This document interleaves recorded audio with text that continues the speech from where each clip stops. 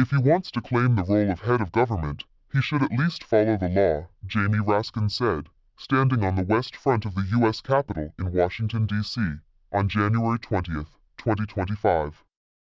I, Donald J. Trump, do solemnly swear, his voice rang out, clear and commanding, amplified by towering speakers over the west front of the Capitol.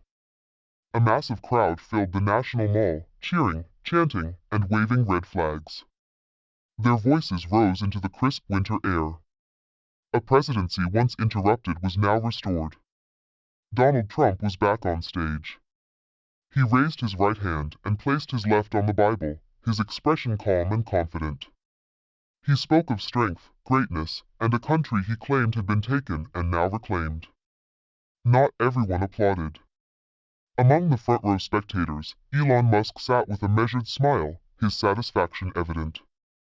The millions he had invested in Trump's campaign had now secured his influence. Most people watching didn't fully grasp the stakes, but Musk did. He wasn't a politician, he was a businessman, and this was an investment. Trump, now the 47th President of the United States, had a governing approach that aligned with Musk's strategic interests. However, amid the celebration, one man smirked bitterly. Standing on the sidelines of the stage, Jamie Raskin watched and wondered how many of these promises would come true. Was America truly on a path to greatness, or had it stepped into one of the most unpredictable political moments in history? The inauguration ended with fireworks and a sea of waving flags. But the moment would be tested soon. January 21st, 2025, 9 a.m., Oval Office. Donald Trump sat behind the resolute desk, signing executive orders at a rapid pace. Within hours, more than 100 executive actions had been issued. His approach was swift, decisive, and unapologetic. He reversed multiple policies from the previous administration. Immigration restrictions were reinstated, border security measures expanded, and funding was reallocated. Other policy shifts followed, sparking reactions across the country. Within 48 hours, protests erupted in major cities. Crowds gathered at city halls in defiance, while policy enforcement at the southern border led to tense situations. Meanwhile, inside the halls of Congress, Jamie Raskin placed a stack of papers before reporters. He just restructured a government entity with no oversight and no transparency, Raskin declared. No one fully understands the implications of this. The reporters pressed for answers. One voice rose above the rest. What do you think Musk's role in all of this really is? Raskin narrowed his eyes, gripping the documents. If he wants to be involved in government, he should at least follow the law. But the reality was undeniable. Musk's influence on the administration was significant, despite never having been elected. January 25th, 2025, Roosevelt Room, the White House. The room was heavy with silence. The golden glow from the chandelier reflected off the polished mahogany table. This wasn't just another policy discussion, it was a defining moment for the administration's direction. Donald Trump sat at the head of the table, arms crossed, his expression firm. He didn't speak immediately. Instead, attention turned to the man standing across from him, Elon Musk. No official title. No government badge. But unmistakable influence. Dressed in a gray suit, Musk stood with an air of casual confidence. Yet, no one in the room doubted his impact. I think it's time we clarify the role of key institutions in this administration, Musk said, his voice even, his gaze scanning the room. We need efficiency. We need results. J.D. Vance, now Vice President, listened carefully. Stephen Miller, a key strategist in the administration, leaned forward. Musk placed a folder on the table. The future of governance is changing, he said. And with that, the discussion on the direction of the administration took another turn. He did it all with the effortless cool of a man who's probably got a lightsaber collection at home and knows how to use it. But hey, when you live in a world of golden toilets and eccentric vendettas, you're bound to attract a few truth-tellers along the way. And when those truth-tellers happen to be Samuel L. Jackson, buckle up, because it's going to be a wild ride. He called me one day while I was in New York. He was always calling me Samuel L. Jackson. Dawn. How you doing? Yeah, you busy today? You want to play golf? I was like, sure. He said, I'm not going to play, but I've got a friend who wants to play, and we're going to play at my club, not in Manhattan, but the other Trump club, the one across the bridge. And when I got there, it was President Clinton. He could also verify that Donald Trump knows me. The bummer, though, was that Trump did show up, took Bill in, bought him a jacket because it was a little chilly, but gave me nothing. I got bad news. The one person who might not back you up in this story is Bill Clinton, because I don't think he'd want to say he was golfing with Donald Trump either. He didn't golf that day. So, who did you end up golfing with? With Mr. Clinton, okay, gotcha. Bill and I went out and played, and Don showed up in the middle of the round. We went into the clubhouse, and he gave Bill a jacket because it was a little cold. He didn't even ask me if I was cold, but I already had a jacket on. This whole mess started over a game of golf, of course, because Trump and golf are like fast food and his private jet, full of drama. Trump, whose relationship with the truth is as unstable as his hold on a Diet Coke can, accused Samuel L. Jackson of cheating. From the man who probably counts his putts in Roman numerals and calls it a hole-in-one anytime the ball lands anywhere near the hole. Jackson, the legend and icon, didn't simply deny it. He turned it into a weapon. Smirking, he said, "Motherf, I don't cheat."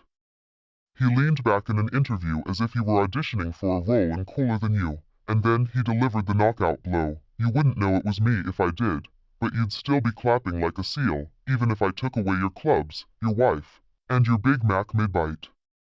Suddenly, the internet went down somewhere, and a MAGA hat caught fire. But things really took a turn when Trump's tweet, a grammatical catastrophe so astounding it made Cats, 2019, look like Citizen Kane, came along. That motherf, Donald Trump, tweeting that you're a boring actor who does too many TV commercials. Oh my god, did he tweet that? Yeah, he did. What was your reaction to that? I looked at my bank account and laughed. And then, as expected, Trump did what he does best. He fumbled the bag in spectacular fashion. His response was a tweet so chaotic and unhinged it looked like it was dictated mid-tantrum from the depths of his golden-plated panic room.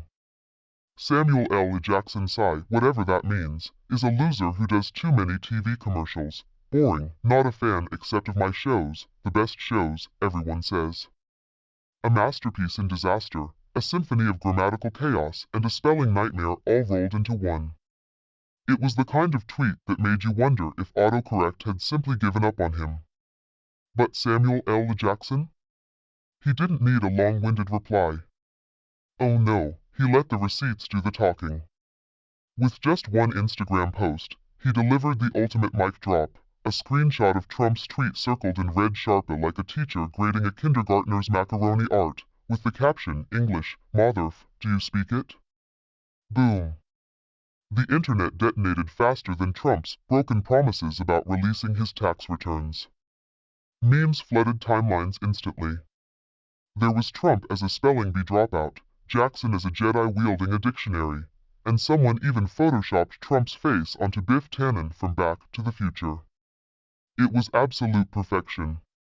A cultural moment so iconic it deserved its own Wikipedia page. But Jackson? Oh, he wasn't done. Not even close. He had another trick up his sleeve, and this one was brutal. He dug up Trump's weirdest flex yet, the fact that somehow Trump had been secretly charging him for a golf club membership he never even used. That's right. While Trump was out there bragging about his best shows in many TV commercials, Jackson revealed that the former president had been nickel-and-diming him for a membership he didn't want, need, or ever activate. The internet, of course, lost its collective mind. Imagine being so petty that you charge Samuel L. Jackson for a golf membership he didn't use. One user tweeted, "Trump really out here hustling like a broke college student selling used textbooks." Another joked, Jackson, ever the king of clapbacks, simply let the facts speak for themselves, and speak they did, loud and clear. It's one of those interesting things. He called me one day to play golf, not with him, but with a friend of his. So, I went to play with that friend, and that friend turned out to be Bill Clinton. I'm sure he'll deny it and claim it never happened, but President Clinton could probably confirm or choose to ignore it. Meanwhile, this guy has been charging me for a club I haven't been to since Obama was president. And Jackson? He's been growling into the microphone, pacing like a panther in a Hawaiian shirt for 3 years straight. Do you have any idea what it feels like to realize that the devil is your HOA president? It's like buying a timeshare in hell. The internet went wild. The audience erupted. In the meantime, Trump was probably Googling, "Can you sue someone for being cooler than you?" Suddenly, this feud got intense. Chaos took over. Trump's go-to defense? He barely knew Samuel L. Jackson. A claim so absurd it might as well have come wrapped in plastic. Hardly knew me? Sure. Jim, tell him. If we can prove that Trump is lying about this, maybe, just maybe, this will be the thing that finally shakes up his campaign, someone joked. Jackson, as usual, was unbothered, sipping what had to be liquid confidence in a late-night show chair like he owned the place. And then, he dropped the hammer. We played 18 holes together, man. The entire time, he was asking if I could get him into Star Wars and going on about how smart he was. I told him he was only fit to play Jar, the tax lawyer for Jar B. The host nearly fell out of his chair. Twitter lost it. People called it the best comeback since the Great Chicago Fire. And you know Trump wasn't going to let that slide. Then, in a move so perfectly timed it should have had a soundtrack by Quincy Jones, Jackson brought receipts. A handwritten note on a golf club bill from Trump's own team. "Sam, you owe me $10,000. Terrible golfer." Jackson's response? A video of him casually muttering, "What's in your wallet?" while burning the bill with a cigar lighter. Cinematic gold. The internet exploded. Trump, in a last-ditch effort to save face, did the unthinkable. A video surfaced of him angrily declaring on Fox and Friends, "The greatest people cry when they watch me play golf because I am the best." I mean, seriously?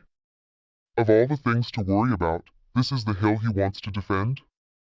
But Jackson didn't need a speech. No grand monologue. Just one brutal tweet, "Bring it, snowflake. But wear a helmet, my swings are rated R." And just like that, the internet lost its collective mind. Sportsbooks started taking bets on a hypothetical match. Elon Musk, always looking to stir the pot, even offered to host the event on Mars. The hype was unreal. But in the end, Jackson walked away victorious, because, of course, he did. The man could read a phone book and make it sound like the Gettysburg Address. Meanwhile, Trump slunk back to Mar-a-Lago, probably still practicing his golf swing in front of a mirror labeled "World's Best Everything." For the rest of us, this wasn't just a feud. This was a masterclass in handling haters, with humor, receipts, and the perfect mic drop. Samuel L. Jackson didn't just win.